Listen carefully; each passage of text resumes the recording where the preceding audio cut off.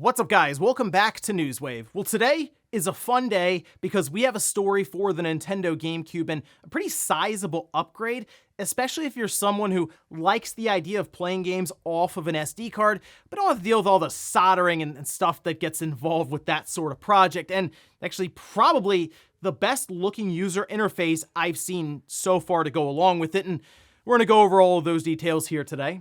Also, we are going to be talking about Sony and some behind-the-scenes movement when it comes to Deviation games and maybe a newly formed internal studio. And we'll also be taking another look at the situation with all these hacking issues that have plagued the industry, especially with places like Sony, Rockstar, and now Ubisoft. But this time, things ended a bit differently. Guys, if you enjoy these videos, make sure to hit that like button. Helps out a ton. And if new here to the Spawnwave channel, make sure you subscribe down below.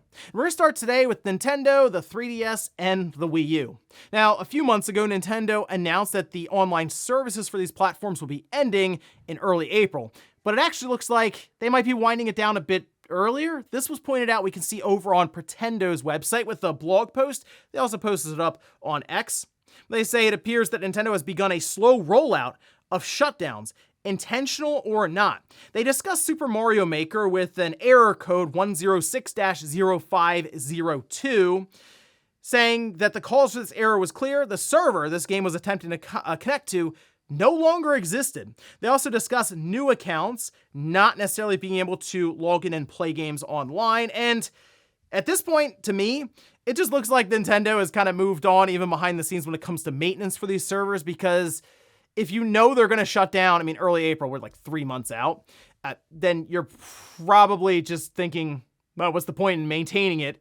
Even trying to bring these servers back up for them to shut down in just a few months anyway. So I feel like Nintendo's banking on the idea that just people aren't necessarily going to notice, and that's sort of it. I mean, for a while, the Wii, those servers were shut down completely, and then they came back and they're like, okay, yeah, now it's all going away anyway. So it's, to me, it's pretty straightforward. Nintendo, it's kind of just moving on, and yes, we'll get the formal announcement that it's completely closed early April, but really it's kind of rolling down early anyway. Also, we do have that big Steam holiday sale that is currently going on, and that does include big-time first-party games from Microsoft like Starfield, which has certainly been going through it when it comes to user reviews, and it's actually knocked the player recommendation score down to, you can see here, mostly negative. And this is interesting because it seems to be kind of a wave of just negative reviews coming in, but on Steam, you do have to play the game to leave the review. But I was looking at some of the reviews, and it's kind of weird to me to see over 100 hours invested in a game and then just not recommend it. Or like it feels like if you play 100+ hours of a game, you probably enjoyed it at some point to play it for 100 hours, but I feel like people are also looking back on Starfield and reevaluating things post like the honeymoon phase from it. And yeah, it's unfortunately to me not a super memorable game from Bethesda when you line it up with some of their other titles, whether it's Oblivion, any of the Fallouts, Skyrim.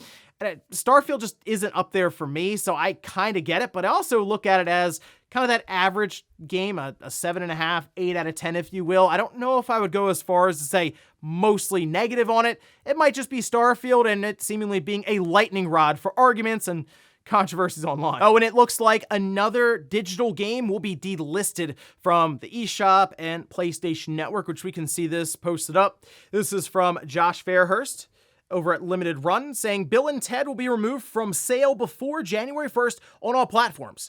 Yes, this means it won't be available to buy, but people will still be able to download it or re-download it.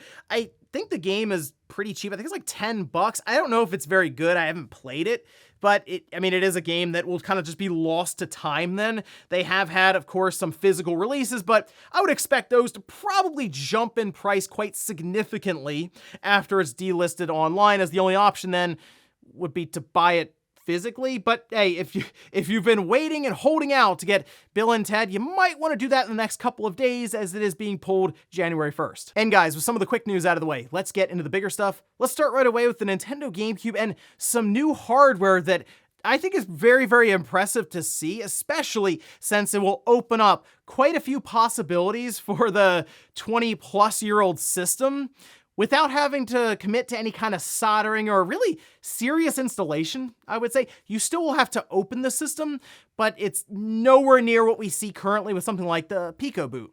Well, we can see this posted up. This was actually back in July, and I've been following along with this project, but something recently really caught my attention. But this is from Chris saying that announcing the Flippy Drive, the no solder open source disk emulator for the GameCube, featuring SD and Wi-Fi. That's pretty impressive. Wi-Fi disk loading, audio streaming, PicoW based with Bluetooth low energy file in menu config, fast and roll memory card slot, SD to SP, BBA methods, and what have you there. Now, in some of these images, it looks rough because it's a prototype, right? Like that's not necessarily what the GameCube would look like when you open it up. And in fact, we have some more finalized designs here that was on December 7th that Chris posted up. And I do like the idea of just making a bunch of different colors for the PCB design. That orange looks cool, but I think I would probably have to go with either the purple or the white. The white would look very clean, but of course the purple, I mean, come on.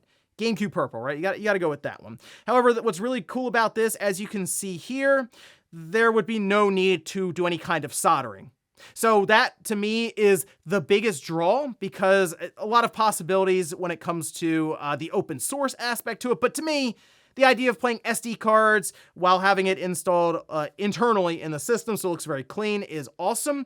But check this out. This was posted up by Trevor, saying it looks like Christmas came early, presenting Cube Bootloader. This would be, as they mentioned, the loading software for the Flippy Drive, and it looks awesome. So obviously it's a play off of just the menu system when you start up the GameCube with the cube in the middle that you rotate around.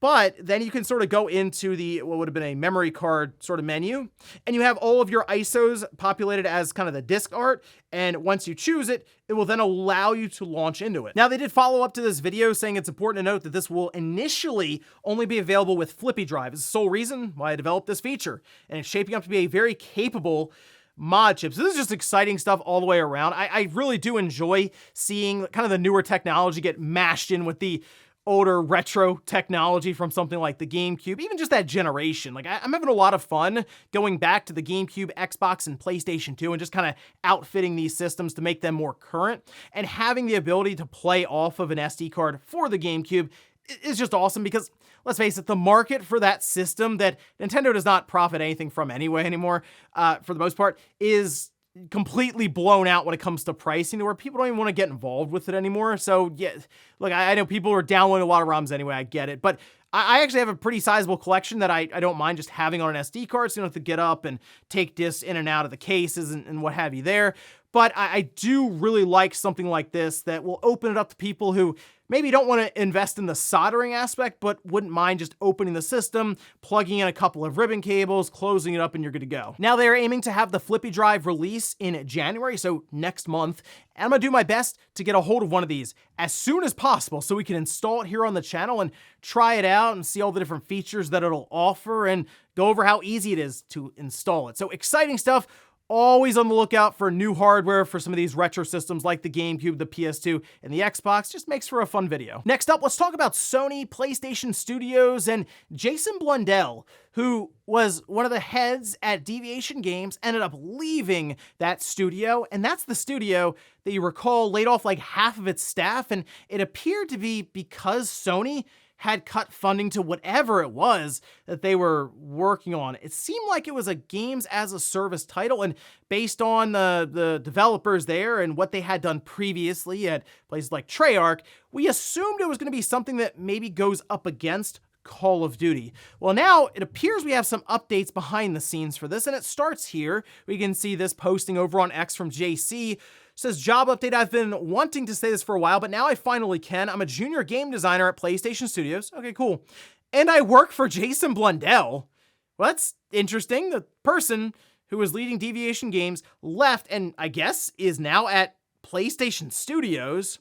And then recently, Zubitech noticed that a bunch of different developers, say like principal game designer Fred Thompson, was previously at Deviation Games, now is at Sony Interactive Entertainment, and a lot of the assumption now is, okay, people have left Deviation, made their way over to Sony after all of the layoffs and I guess the funding or contracts being cut from Sony, and are now creating internally at PlayStation Studios. It's hard to say if there is just a new studio that's been formed internally that has not been announced yet, or maybe they're working at Firewalk. Jason Blundell could have come over and joined there, although you feel like they would have announced that they're working at Firewalk, but I don't know, this is an interesting development to keep an eye on. Maybe Sony was looking at what Deviation was working on, they're like, not something we're as interested in now as we thought, especially with kind of what seems to be the pivot on live service stuff, but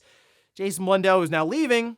Maybe we can give him an offer and he can kind of lead a team and we can see what we can come up with for something that might maybe rival Call of Duty years and years down the line. Maybe that's why we haven't heard about a studio forming, because it's still very, very early. But we'll keep an eye on this one because it does seem like Sony is preparing something behind the scenes with Jason Blundell, bunch of ex-Deviation developers and ex-Treyarch developers. Next up, let's talk about another hacking situation, which has been a consistent theme over the last couple of weeks now. Sony and Insomniac, of course, and then we saw what happened with Rockstar. But now it has to do with Ubisoft, and things actually went a bit differently for them. We can see this posted up. This by VX Underground says December 20th, an unknown threat actor compromised Ubisoft. Individual had access for roughly 48 hours until administration realized something was off and access was revoked. They aimed to exfiltrate roughly 900 gigabytes of data, but lost access. I don't know if that means, okay, they were transferring a lot of this stuff out, and I assume 900 gigabytes is going to take a while since you're probably going over a slower connection, maybe not to be noticed, or just in general, depending on what your access is. They say the threat actor would not share how they got initial access. Upon entry, they audited the user access rights and spent time thoroughly reviewing Microsoft Teams, Confluence, and SharePoint. They attempted to exfiltrate Rainbow Six Siege user data, but were unsuccessful. So essentially, Ubisoft managed to fight off what could have been a pretty serious data breach here when it comes to user details around Rainbow Six Siege. I guess that could technically include all kinds of information around not only the customers, but also employees and maybe even credit card information. Hard to say exactly what they have on file at maybe some of these different servers that were accessed, but it is good to hear rather than just, okay, 900 gigabytes has been pulled from Ubisoft and now they're in trouble with a ransomware group pressing them for money. Instead, we hear about Ubisoft actually fighting off the group, although I understand people see a lot of these hacks and are like, oh, what kind of information got pulled that we can learn about this studio or this company? And I don't know, I saw people who are like, we don't care, it's Ubisoft. But hey, you never know. Ubisoft, I'm sure, has quite a bit of stuff that they're working on now that we don't know about, or maybe Beyond Good and Evil 2 stuff could have got out there. But in this case, Ubisoft managed to brush them off, at least for now. We'll see if anything else comes from this, but seems that Ubisoft got out of this one okay. And in our last bit of news, let's talk about that cloud-based future that we keep hearing from these big companies, right? The big publishers who want to try to get their games out to as many people as possible. It does appear more and more apparent as we go along that they kind of view each individual console as a barrier of entry that maybe won't be needed in the future. I'm still not there yet myself. I still like my native hardware that can be played offline for the most part. But in this case, we had some insight from Naoki Yoshida, who of course leads the way with Final Fantasy XIV, did development on Final Fantasy XVI, producing and getting that game out the door, and is a big influence and figurehead at Square Enix. Well, he had some of his insights to share, and this was actually part of a video here. It is titled, Naoki Yoshida talks about the future of games and development landscape of Final Fantasy XVI and Final Fantasy XIV. Now, it was all in Japanese, so fortunately, Genki here was able to give us the translation, saying he thought there was a good chance the console wars might end this generation, but said the pandemic delayed things and will probably continue for one more generation. Said that if you want as many people in the world to play your game as possible, then it is better if you can play it regardless of the platform. The gamers will be happy and also us developers will be happy. He thinks that in the future, about 10 years from now, there will be no need for platforms as everything will be accessed through the cloud. But for now, there aren't enough servers and the connection speeds aren't fast enough to combat lag for it to be possible. Now, I do think that Yoshi P has a more unique viewpoint here because a big project, obviously, is Final Fantasy XIV, and that's always online anyway, and I kind of feel like something like an MMORPG that maybe is a bit slower, could be turn-based, could just be, okay, I have to pick different commands from an action bar, but it's not like a game that has serious reflexes required in timing. I feel like those would work perfectly through the cloud. You're always connected anyway to play an MMORPG, and I think it lines up pretty well with slower control schemes and that. So in that regard, it kind of makes sense, but 10 years from now, so he's saying, okay, obviously not this generation coming up, as we figure there'll be a PlayStation 6. Nintendo should be launching, we assume, their next system, we'll say a year from now in 2024. And Microsoft might even be going sooner than Sony. So let's say 2027, 2028, we get new systems. 7 more years. 2035. Is it possible that by then, well, cloud gaming has evolved so much that it is basically the native experience and might even be better in some cases? Will we just be all cloud? And if you think about it from a third-party perspective, you're not in charge of selling systems. Like that doesn't matter to you. You just want to reach as many people as possible. It makes sense why they push for that, why they want Microsoft and Sony to get it done when it comes to data centers and trying to onboard more and more people to be reliant on cloud gaming. There's control because you don't own your games at that point. There'd be legitimately no concerns around leaks or games maybe getting out there ahead of street date, and pricing would be pretty much the same across the board, and they'd reach pretty much everyone all at once with the press of a button. So it's, I don't know if that's a future I'm necessarily excited to see come to fruition, because I like owning my games as much as I can on my shelf, or at least not necessarily having to rely on Comcast, who just struggles in general to make sure that my internet is constantly working without any kind of issues, playing online or uploading any kind of content. But let me know what you guys think about that. Again, I get why someone at Square Enix like Yoshi P sees consoles as becoming more and more of a barrier to entry, and would like to see cloud gaming take off because they can reach more people, means more money for them, and they're not responsible for selling consoles anyway. And before we go to the comment of the day, we're taking a look at the poll that I posted up yesterday, which is Game of the Year Madness. This had Final Fantasy 16 going up against Baldur's Gate 3, and not too surprising, as Baldur's Gate 3 has been kind of the front runner for a lot of different awards shows. But yeah, Baldur's Gate 3 clearing Final Fantasy 16 here. I do still believe that the obvious showdown will be Tears of the Kingdom versus Baldur's Gate 3 at the end, but who knows? Zelda would have to clear Mario. I think that's going to be kind of tough. And on the other side, you still have Spider-Man 2 and RE4 going up against each other actually today, that will meet Baldur's Gate 3 in the next round. So exciting stuff here for Game of the Year Madness. And we'll finish up with the comment of the day, as you're seeing here. This is from Desayan TV. Oh, okay, cool. Hopefully I read that correctly and not just as a Dragon Ball fan. The PS3 having 2 million active users isn't that surprising. While a lot of people consider it to be the worst PlayStation console, especially coming after the one generally considered the best, it's still the most modern console with free internet and has a great roster of exclusives like Infamous, The Last of Us, and so on. I feel like you could look back at the PS3 and still make a case for it being a fun system, especially with the library of games. And to me, that was the last time where it felt like we had unique hardware, like console hardware. Now we mostly just have PCs in a box. Back then, Sony was doing all kinds of weird stuff still with that cell processor, and before that, the Emotion Engine with the PS2.